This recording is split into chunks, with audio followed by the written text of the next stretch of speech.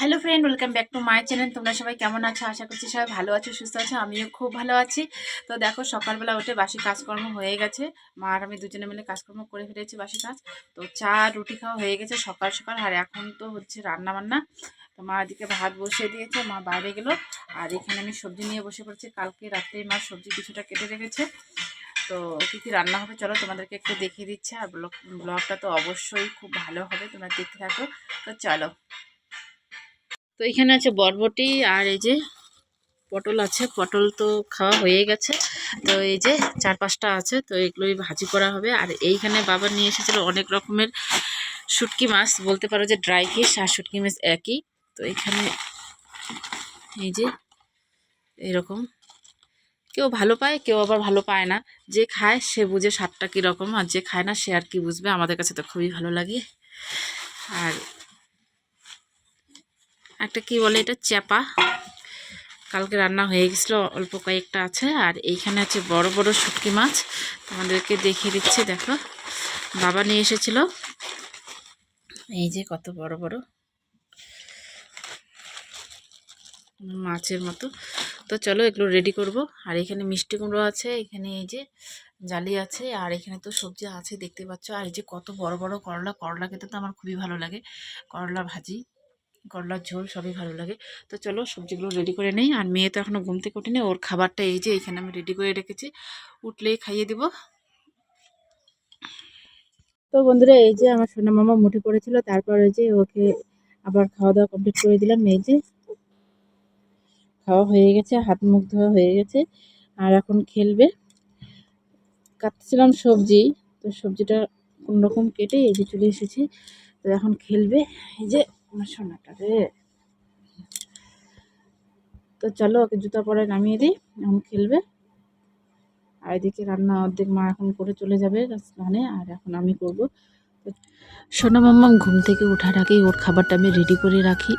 তো ঘুম থেকে উঠে পড়েছিল, তারপরে এই যে খাওয়া দাওয়া কমপ্লিট করে দিয়েছিলাম। আর হ্যাঁ, ওকে কিন্তু ব্রাশ করিয়ে দিই, ও নিজেও করতে পারে, করার চেষ্টা করে।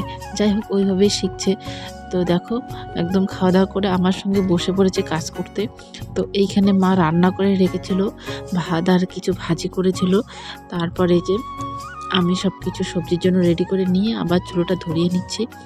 গ্যাসে তো রান্না করব না, চুলোর মধ্যেই করব। তো চলো এখন এই কাজগুলো করে নেব। আর মাম্মাম তো পাশে আছে। আর বাইরে যা গরম পড়েছে, এই সকাল সকাল যে গরম বলার মতো না। আর দুপুরবেলা তো গরম বাড়বে, তখন তো মাম্মামকে নিয়ে বাইরে যাওয়া যাবে না, এই রোদের মধ্যে কিছু করা যাবে না। এর জন্য তাড়াতাড়ি করে রান্নাটা করে নেব। আর একটা কথা বন্ধুরা, তোমরা সবাই জানো যে বিয়ের আগে যেরকম আমরা মেয়েরা থাকি, বিয়ের পরে কিন্তু আমাদের জীবনটা একদম পুরোটাই বদলে যায়। কিছু কিছু এমন দিন আছে যেটা মেয়েবেলা খুব বড় মনে হতো, সেই দিনগুলোকেও কোনো কোনো সময় বিয়ের পরে মনে হয় যে কোনো ব্যাপারই না, কি আর এইরকম একটা দিন। আর মেয়েবেলা কিন্তু এই দিনগুলোকে আমরা খুব মানে খুব বড় ভাবতাম, এইরকম একটা ছিল, তাই না? আমার ক্ষেত্রেও ঠিক এইরকমই। তো কি বলতো, সংসারের চাপে সব কিছু ভুলে যাই আমরা। এমনও হয়ে থাকে, জানি না কারো হয় কি না, যে আজকে সোমবার না রবিবার এই জিনিসটাও ভুলে যাই। এমন হয়, জানি না সবার সাথে হয় কি না, তবে আমার ক্ষেত্রে এরকমটা হয়। তো চলো আজকে তোমাদের কিছু আমার জীবনের এমন কিছু আজকে আছে যেটা আমি ভুলে গিয়েছিলাম। তো চলো তোমাদেরকে বলছি সব কিছুই। তো বন্ধুরা, শুধু তো গল্প করলেই হবে না, এদিকে আমার রান্নাটাও কমপ্লিট করতে হবে, তাই না? তো কি কি রান্না করছি সেটা খেতে বসে তখন তোমাদেরকে দেখাবো। তো চলো। তো বন্ধুরা, আমার রান্না বান্না একদম কমপ্লিট হয়ে গেছে। এই যে মেয়েকে একদম স্নান করে দিয়েছি, এই যে শুয়ে আছে আমার সোনা মাম্মামটা। তো এই যে ওর খাবার রেডি, তো খাবারটা খাইয়ে দেবো, তারপরে আমি খাবো। আর এখন বাজে 15 মিনিট কম 12টা। আমারও খিদে পেয়ে গেছে, ওকে খাইয়ে দেবো, তারপর আমিও খাবো। তো চলো ওকে খাইয়ে দিচ্ছি। আর এদিকে টিভি চলছে, তো টিভি দেখবে সোনারটা। তো দেখতেই পাচ্ছ মোটামুটি অনেক কিছু রান্না করা হয়েছে। শুটকি মাছের ভাজি, পটল ভাজি, করলা ভাজি, আর এই যে কচুর লতার তরকারি, কচুর লতি বা লতা যাই ভালো। আর একটা হচ্ছে আলু সয়াবিনের তরকারি। কি বন্ধুরা, হঠাৎ করে কেক দেখে ভাবছো যে হঠাৎ করে কেকটা কোথা থেকে আসলো? আসলে আজকে ছিল আমার বার্থডে, এটাই ছিল আমার জীবনের একটা স্পেশাল দিন। তো এটাও কিন্তু মানে ভুলে গিয়েছি সেটাও না, মনে ছিল কিন্তু দিনটাকে সেরকম কোনো কিছুই মনে করিনি। বার্থডে তো বার্থডে আছেই, তাতে কি আর। তো বড় দিনের বেলা সেরকম কোনো কিছু বলেনি, হঠাৎ করে রাত্রেবেলা দেখো কেক নিয়ে এসেছে। অর্ডার দিলে তো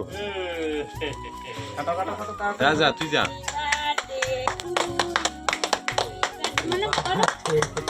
করো করো করো।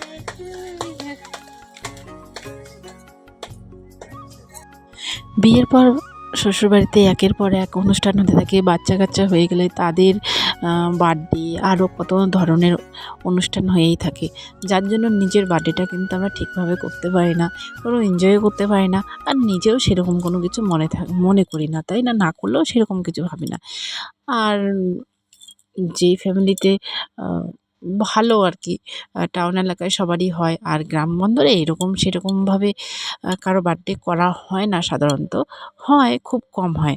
তো দেখো, বর নিয়ে এসেছিলো কেক, দাদা, তারপর বরের বন্ধু, ওরা কয়েকজন মিলে নিয়ে এসেছিলো।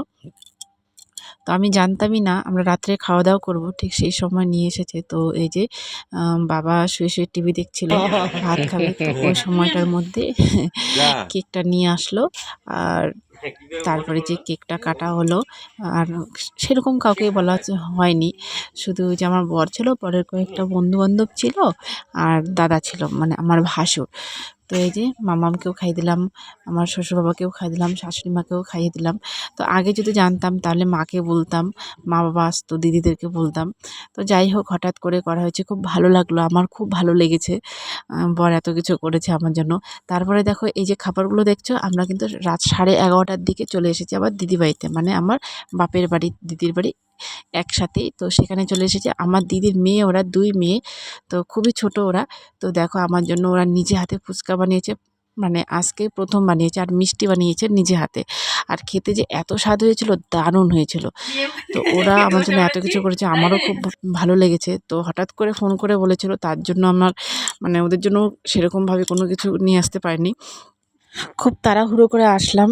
ওইখানে কেকটা কেটেই একদম যারা ছিল তাদের জন্য সামান্য কিছু খাওয়ার আয়োজন করা হয়েছিল, সেরকম কোনো কিছুই করতে পারিনি হঠাৎ করে, যার জন্য কিছুই করা হয়নি, ওরা হঠাৎ করে এসে পড়েছে সবাই।